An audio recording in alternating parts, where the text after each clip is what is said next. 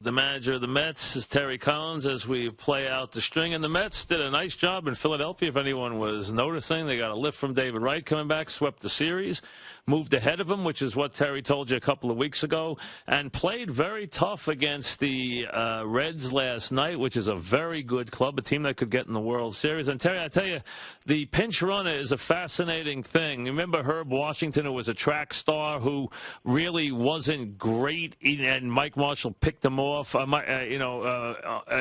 picked him off. Not Mike Marshall. Mike, the relief pitcher. Mike, who was the guy I'm thinking of? Mike.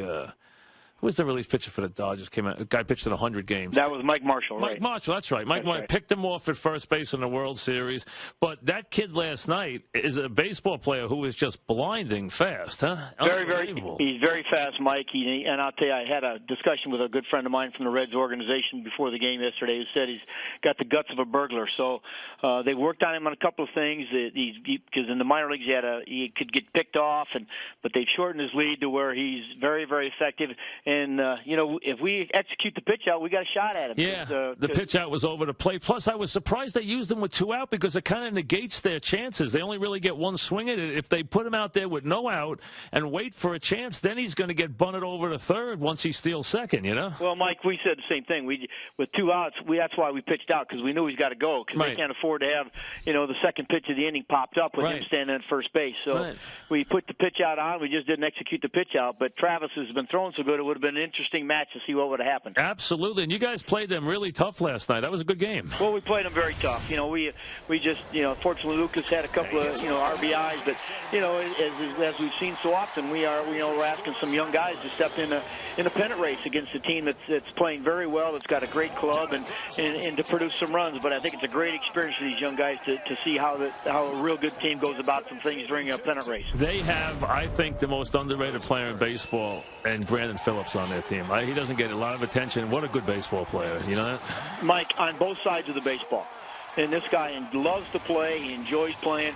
To me, Brandon Phillips, I've always said he's got to be one of the top players in the league. He's dangerous, and I'll tell you pitch around guys to get to Brandon Phillips, and all that does is aggravate him enough that he's going to get a base hit. Yep. And he's a tremendous defensive player. He's probably the best defensive second baseman in baseball. Makes all the plays. They got a good club, and very good club. I'm glad he's not hitting between Votto and Bruce. I'll tell you that. Yeah, and Votto. I know people say he takes too many walks, but boy, he gets a million of them. I know they think he doesn't expand the zone enough, but boy, he does get a million walks. A dangerous hitter with tremendous opposite field power. And I was saying this today, Terry, opening up the show. If you get one of those October games with shadows and Chapman comes in the game, no one has a chance to even to foul the ball off against him. I mean, he's so fast, it's ridiculous. No, and it's everything's letter high too, which you just cannot get on top of the ball to put a good swing on it. We had some guys last night. They came back and they were just completely overmatched. Oh, my God. Yeah, it was ridiculous. I mean, he was throwing so hard it was unbelievable. He threw 101 last night. Yeah, and he can. They said they've seen him have to go 105. But I'll tell you what, from 98 to 101, when he's upstairs, when the ball's up, and you're right. If it's a day game and they've got some glares, nobody's going to have a chance. No chance. If he plays in one of those games where the shadows creep out around 5 o'clock, no one's going to have a chance against him. There's no question. Talking with Terry Collins, clearly Wright gave you a little lift, hitting those home runs when he came back, right? Well, just his presence in our lineup might change the dynamics. I mean, you put people where they belong.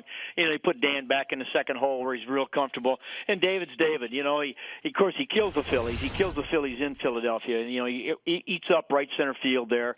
And only him. I told him, I said, the game can't be that easy. You've been out 7 weeks. You walk back, hit 2 home runs. But it's good to have him back in the lineup and on the field, and he brings a lot to our team. No question. Wright came back, and listen, he's missed a lot of time. We know what kind of player he is, and he wound up, this year, hitting 300, and he just had a limited season. He missed a lot of the season, but, better days are coming for him, hopefully, with the team surrounding him and for you, too. And let me get to Harvey first. Maybe you can explain. Maybe I should wait for Sandy to talk about this, but I don't understand why they would want him to show them anything in the Arizona Fall League. That doesn't make this is starting to get goofy with me with him and the surgery and show what. I mean, is there any sensible way to handle this thing? Well, Mike, again, there's a lot of people involved in this that, one of the things that's a common denominator is that he's got to go throw. That because of the what the X-rays and the MRIs show, look, we've got to find out if something's gonna happen, that this thing is gonna break. The only way to find out he's got to go. But if he showed you, if he didn't break, if it didn't pop in November, would that convince you that he'd be fine in March? That's a start, because they said if he goes out, and that's why I think this is the first I've heard about the Arizona Instructional League, right. But it's got to be with some adrenaline, because to go out and throw a 25-pitch bullpen and throw some fastballs, right. And he said, okay, I'm fine, he isn't going to tell. He's got to compete, and this guy. You know him as well as anybody. When he gets on the field, he competes. Right. He doesn't care who's up there.